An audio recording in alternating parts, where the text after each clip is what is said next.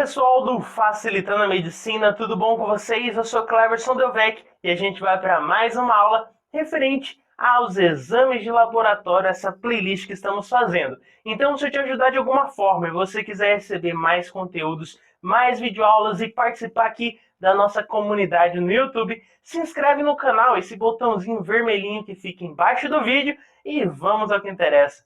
Hoje nós vamos dar mais um passo no que se refere a essas alterações morfológicas que possam existir nas nossas hemácias.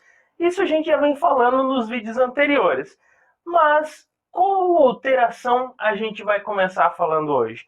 Vamos falar dos eliptócitos. O que é esses eliptócitos? Bom, simples. O próprio nome já diz, né? Eliptócitos. Lembra o quê? Uma elipse. Sim, a hemácia vai ficar com formato de elipse, né? Vai ficar ali, né, aquela formação mais puxada para as extremidades. A gente vai ver melhor essa hemácia alterada mais à frente. Mas o que eu quero ressaltar é que às vezes elas são chamadas de eliptócitos ou ovalócitos. Porém, algumas literaturas dizem que elas são diferentes, outras falam que elas são a mesma coisa. Porém, as literaturas que falam que elas são diferentes fazem referência ao seu tamanho. Fala que os eliptócitos possuem, né, a sua forma maior, o dobro do diâmetro da sua forma menor. Isso é um negócio assim meio complicado, mas eles falam que a sua forma maior é 2 vezes, né, o dobro, né, o seu diâmetro da sua forma menor. Já o ovalócito seria um pouco menor que o dobro. Mas é melhor a gente pensar que elas são a mesma coisa. Mas algumas literaturas falam que elas são diferentes, só para você ficar sabendo aí que existe, às vezes, essa alternância. Mas eliptócitos e ovalócitos geralmente é considerado a mesma coisa. E o que a gente pode falar que levaria a esses eliptócitos? A gente fala que existe uma eliptocitose hereditária, onde eu tenho mutações na membrana, na formação da membrana dessa hemácia, principalmente na alteração da alfa e beta espectrina. E isso levaria a essa alteração da hemácia em sua membrana, formando essa forma elipse da nossa hemácia. Claro que isso vai ser muito prejudicial para as nossas hemácias. Por quê? Porque a hemácia normal ela é bicôncava. E qual é a função dessa hemácia ser redonda e bicôncava? É que quando passar por pequenas extremidades, pequenos locais, ela consegue se deformar, galera. Ela consegue se dobrar sobre si e passar por locais muito estreitos. Só que se ela não é nesse formato bicôncavo, ela não consegue passar por esses locais e ela vai ter problemas de transporte. E como eu falei para vocês, existe a eliptocitose hereditária. E como é hereditário, indivíduos que são heterozigotos não vão cursar com esse problema. Isso é mais presente em pessoas homozigóticas. Tranquilo? Mas ressaltando para você, esses eliptócitos possuem um formato mais de elipse. Elas não têm o formato normal da nossa hemácia, que é redonda e bicôncava. E isso vai prejudicar o seu transporte. Então, qual a consequência para esse tipo de hemácia? Qual a consequência desses eliptócitos? A consequência é que, como ele não passa em locais estreitos, ele será destruído, ele sofre hemólise. Então, olha aqui uma imagem da nossa hemácia normal passando por capilares extremamente pequenos. Ela só consegue passar por esses capilares porque ela é bicôncava. Ela consegue se dobrar, se deformar e passar por esses locais muito pequenos, muito estreitos. Então, se a gente tem um formato que não é bicôncavo, que é o caso dos eliptócitos, ele não passa em capilares assim, muito estreitos, e acaba o quê? Sofrendo hemólise, sendo destruídos. Então, olha a imagem para a gente comparar o normal com o anormal.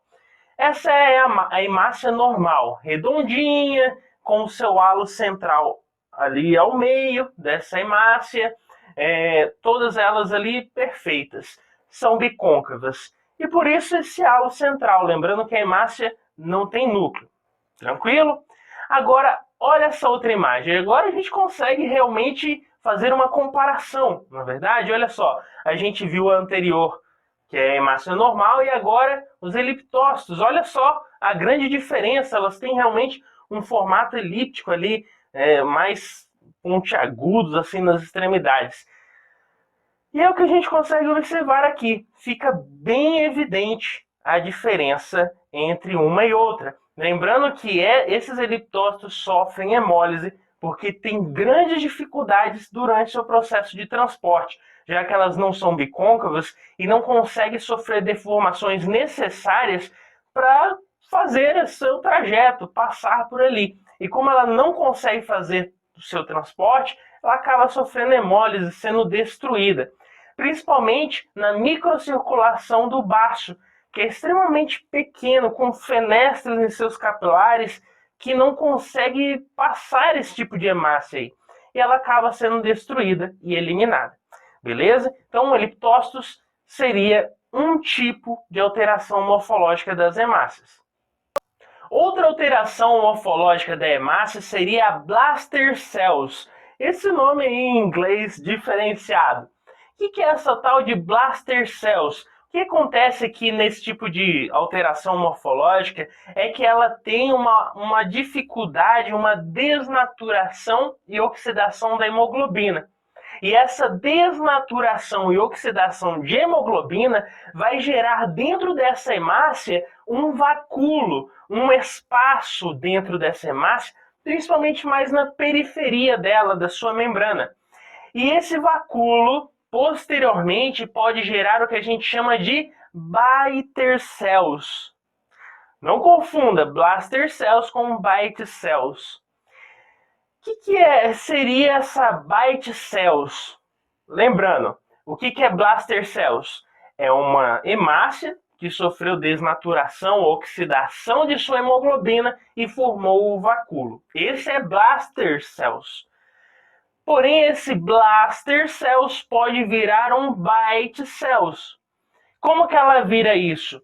Isso acontece geralmente quando essa blaster cells ela vai passar lá na circulação, na microcirculação do nosso baço. Quando ela chega lá no baço, nessa microcirculação, chega um macrófago e nhau nela. Ela dá uma mordida bem na região desse vacúolo. Ela vai e morde.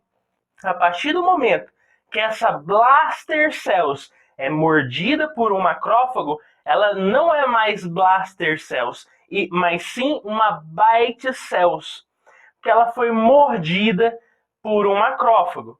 Então, galera, é basicamente isso que a gente tem que saber. Existe uma alteração na hemoglobina, uma oxidação, e essa oxidação gera blaster cells. Existe uma desnaturação, oxidação de hemoglobina. E essa desnaturação e oxidação de hemoglobina gera nessa célula um grande vacúolo.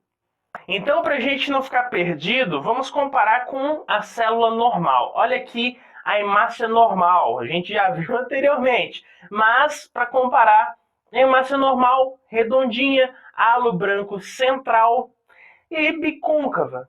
Essa é a hemácia normal que a gente vê na imagem.